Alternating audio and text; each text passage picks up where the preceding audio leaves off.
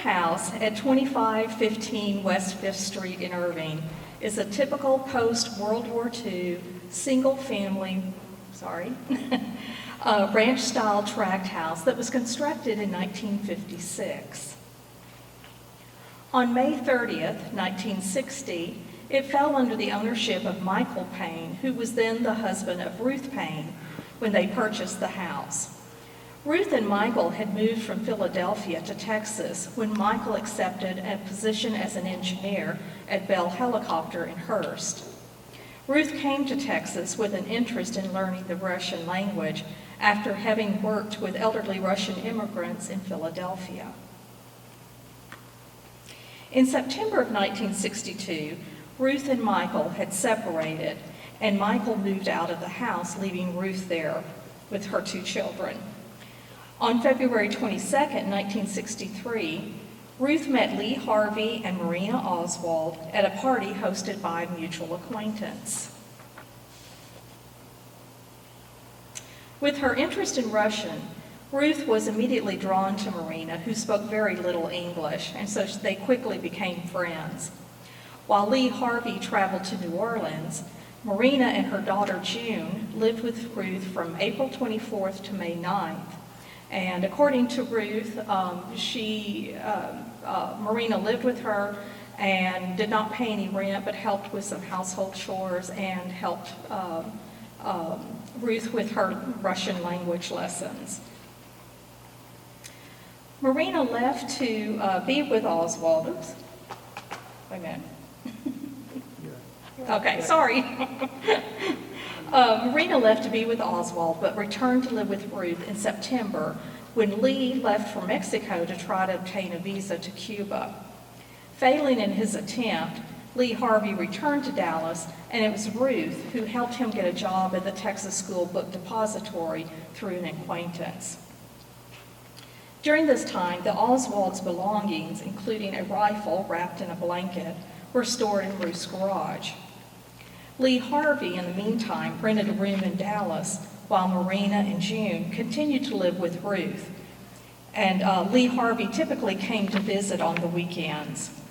In October of 1963, Marina gave birth to their second daughter. In November of 1963, several events took place in the Paine house prior to the assassination of John F. Kennedy. On November 1st and 5th, I'm looking at the wrong slide here. An FBI agent named James Hosty interviewed Marina and Ruth about Lee Harvey's association with the Fair Play for Cuba Committee. On November 9th, Lee Harvey used Ruth's typewriter to write a letter to the Soviet embassy about the interviews that had been held by Hosty. Ruth happened to see a handwritten draft of the letter, and she was troubled that some of the facts were misleading, so she made a copy for herself. Then finally, on November 21st, which was a Thursday evening, Lee Harvey visited Marina at the Paine house, an unusual event since he usually came on weekends. Everyone was quite surprised to see him. The next morning, when his co-worker, Buell Wesley Frazier, picked him up to go to work, Oswald explained that the oddly shaped package that he was carrying were curtain rods. On the actual evening of the assassination and subsequent arrest of Lee Harvey Oswald, a reporter and photographer quickly learned that Marina was staying with Ruth in Irving. Surprisingly, the women actually allowed the reporter and photographer access to their home, and as a result, several candid shots were taken of Marina, Ruth, and Oswald's mother. And let's see if I can, where's the pointer? Oh, thank you. Okay, just in case you don't, this is Ruth Paine. That is Marguerite, Oswald's mother. And here is Marina holding her new infant daughter. And this again is Marguerite, Ruth, and Marina.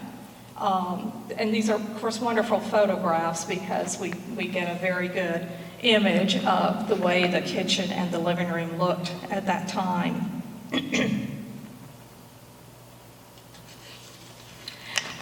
Paine house, of course, was of interest to the Warren Commission, and as a result, we have very valuable historic photographs.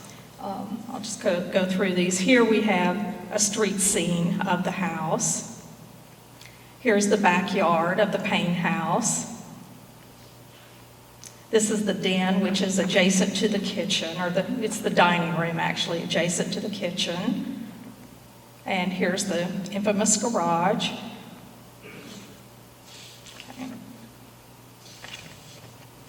Ruth Paine remained in the house until 1966, and then under Michael Paine's ownership, it was sold to an individual named Jake Miller Jr. The house was sold again in 1979 and in 1980, and then the city of Irving purchased the Paine house on September 25th, 2009. And this is when I'll let Carol Rourke take over, because the exciting news about this house is that it's been restored and it's now a museum. So this particular site associated with the JFK assassination has a very nice, happy ending.